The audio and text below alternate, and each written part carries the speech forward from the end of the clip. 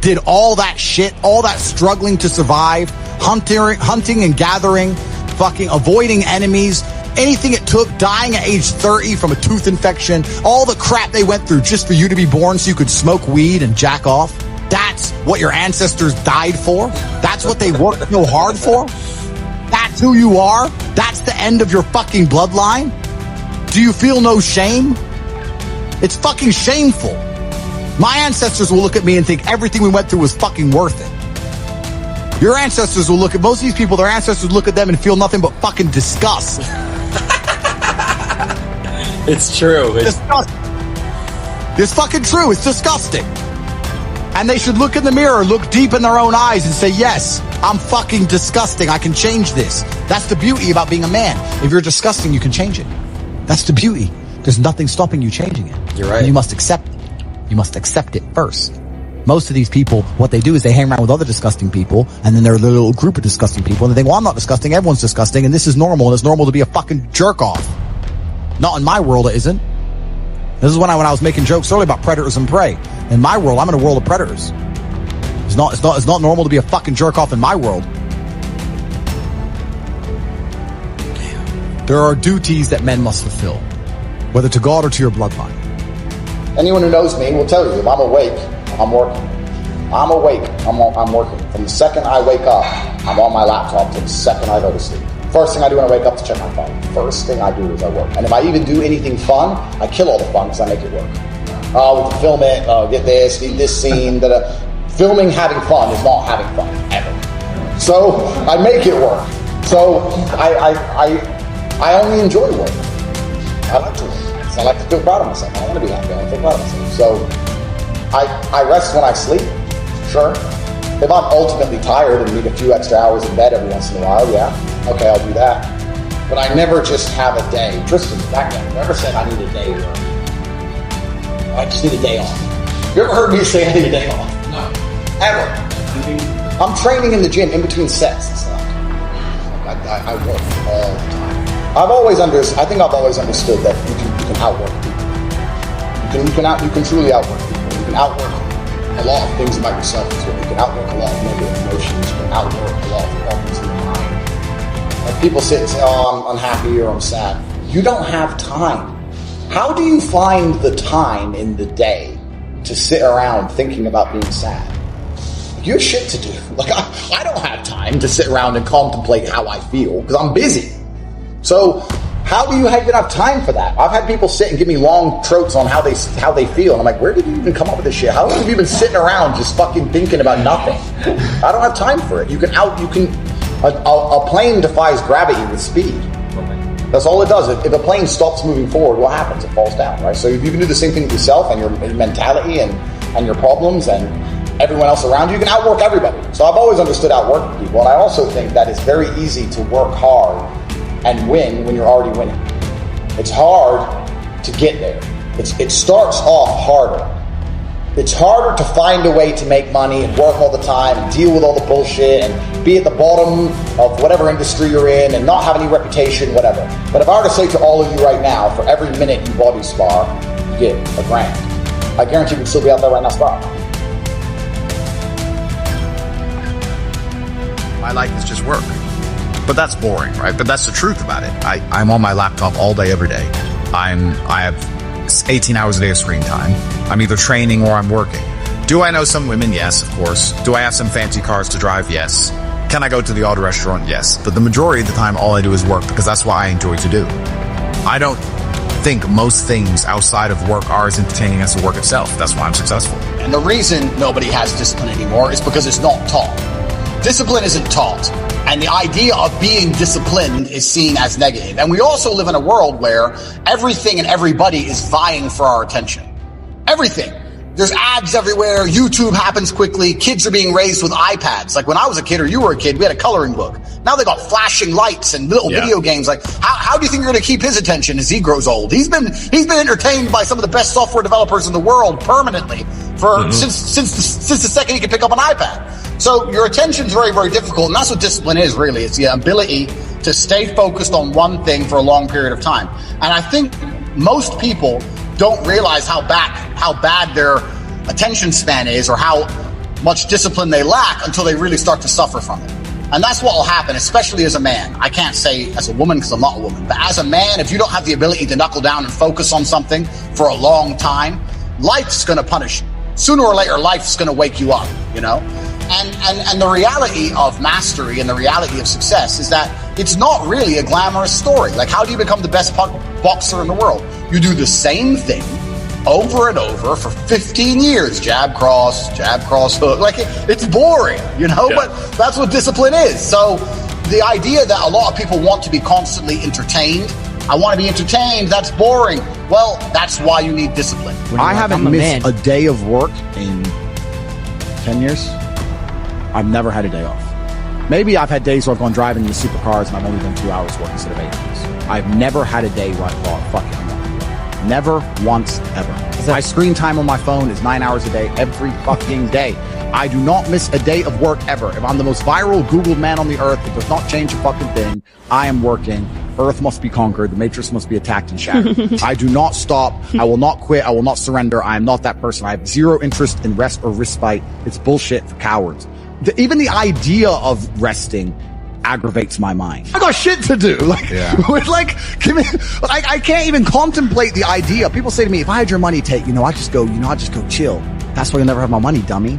Well, because you just want to go do nothing. I don't want to do nothing. I want to do shit. I want you to understand how my mind works. My core principle is endless work, endless attack and assault. That is how you win in the end. You never give up and you endlessly persevere. It's hard to destroy the man who endlessly perseveres. Perseverance is the key. So when you sit and say, I want an easy life, what you're saying is you're a dummy and you want to be a dummy. You want to stay a dummy. I want an easy life. And I don't want anything bad to happen to me because even though it will teach me lessons, I'm too big of I can't handle the emotional pain. I can't handle the stress. So you want to stay a dumbass. I don't want to be a dummy. I want to be smart. If I want to be smart, then hurt me. I'll say this now. Of those 150,000 people, I guarantee even their fucking living relatives, their living parents aren't even proud of them. Like, the fuck? Your own father's ashamed of you. And you don't even feel fucking motivated to do shit. Chat, y'all think that's true? It's a fucking shame. If you were to go and look your father in the eye and said, you know what, I could have been a UFC champion. I could have been a multi-millionaire. I could have been a race car driver. I could have been a fucking nuclear physicist. Could have done all these things, but I was busy on Pornhub. You think he's gonna be proud of you? Fuck no. Fuck no. And there's men here who will deny it, right? There's men who will go, no. But those are the ones who are most lost. It's the denial that's going to hold you back the most. The people who go, yes, I'm wasting my potential. Those are the ones who have potential. The ones who stand up and go, I am wasting my potential. I could be anything and I am not that yet. They have a chance. The men who go, well, no, actually, I'm fine. They're fucked. They're inside the matrix, fully slave-minded. They're a waste of time. But if you sit there and go, you know what? Yeah, I am wasting my potential. Yes, I can be more than I am. Even if I'm already great, I can be better. As good as I am, I still push myself to the limit every single fucking day. I have every single thing a man could possibly want. I'm still pushing myself. This is your prerogative as a man, but you need to be instilled with a sense of duty to your bloodline. You must want it. You need to want it deep inside your soul. I can't die as anything less than emperor. It's my destiny. What's really scary is this. 37. I grew up on a council estate. I was broke for most of my life. I made all my money myself. And even I have disdain. Because I look at them and go, you didn't try at all. I did it. With all of the pain I went through and all the problems I had, while also fighting and becoming a kickboxing world champion, I still managed to do it. You started at a higher bracket than me. You started from a middle income at home. Your dad you had food. I didn't have food and I was a world champion. How did you fail so massively? Going to the gym is a search for truth. Because you can either lift that bar or you can't. That is true or false. Your strength that you hold in your own human hand is true. When you train yourself to become more capable and more deadly, that is a search for truth. Power that you feel inside of yourself is real. Money that you make, they can take it off you, yes, but when you dedicate yourself to money, sure, You can call that real. You can spend it. You can take care of people you love. Those are real things. But a lot of people are dedicating themselves to ideas or following the herd because they believe that the herd wants them to believe in these ideas. And it's very difficult to get to any kind of baseline of truth. So if I woke up and I tried to have my most honest day in the world, where I'm absolutely honest, because even me, I am self-critical enough to understand that we're all hypocritical. I'd be telling the people I love that I love them, because that's true. I'd be telling the people I care about that I care about them. But if you want to be an honest person or a good person, perhaps these are the most important things you can actually do with your day. Is train, is dedicate yourself, work hard, make money, achieve things, love those you love. Because so much of the world is garbage. It's all a mess. It's all fucked. But if you go to the gym and you lift that weight, you get something. And I think there's only three reasons you can't get rich in the world today, which is either you're stupid, you're lazy, or you're arrogant. And I find the most common one is lazy and arrogant. It's not stupid. There's nobody at home who is too stupid to become rich. I'm sure anyone watching this podcast right now, if you were to sit down next to me and I were to say, do this, do this, do this, do this, do this, you could do it. Of course you could. But you're too lazy to learn how to do it yourself. And you're too arrogant to listen. And you're too arrogant to listen. It's not about being stupid. You're lazy or arrogant. It's one of the two. Those are the two most common factors of people. So when I meet people who have truly failed and they pretend to me that they didn't want to fail, I know they're one of the three. And it's usually arrogant. Because when I sit and say to them, you could have got out, they don't say, you're right, I could have got out, I didn't try. That shows humility. They don't do that. They say, no, because it's excuse, someone else's fault, the Matrix's fault, no self-accountability. Oh, well, you don't know what you're talking about anyway. Arrogance. Sounds like feminine mindset to me. Well, yeah, exactly. And then they're going to lose. Yeah. So I catch myself being elitist, and I try very hard not to be, because I don't consider myself a rich man. I'm a poor man with lots of money. And what's scary about being elitist is, if I'm from a Luton council estate, and I have a bunch of money now, and I see the common man as a lazy idiot, imagine how the elites see us. And then you start to really go down the rabbit hole when you understand these people who've been in charge of the world for a very long time, who own the banks, who believe they're genetically superior to us because why not? Their families always own the bank. They can be a fat loser, but they just believe they're something because why not? They have a big boat. So that's just what they're going to believe, isn't it? Imagine how they view the common man. I believe that they have the lives they deserve because they haven't been prepared to suffer like I've suffered. If I was as lazy and incompetent as these people, I'd be like them. These people, they're not triers. I didn't even have chances that good. I wish I did. I wish I had a billionaire sitting on the internet explaining to me how the world worked. I would have done anything for that. But I've never had that chance. I had to work them all out myself, take huge monumental risks, do the nearly impossible to escape. It's easier to get rich now than it's ever been. This goes back into my mentality about the kind of person who takes risks and takes action. So then people will say to me, this is what's so amazing. People say to me, oh, how do you have all these big Addies? How do you have $100 million of cars? You're so lucky. It's not luck. It's never been luck. I've been the person who took action. And if I were to tell you right now what action to take, you won't do it. So I'm not going to feel sorry for you when you fail. I'm not going to feel sorry for losers. There is a huge percentage of the populace which they're beyond saving because they're the worst thing you can possibly be, which is a quitter. Being a quitter is the worst thing you could possibly be. God himself can't make a quitter important. Because the only reason the place you're trying to get to has value is because it was difficult to reach. If everybody could reach it, there'd be no value. Value is linked to scarcity.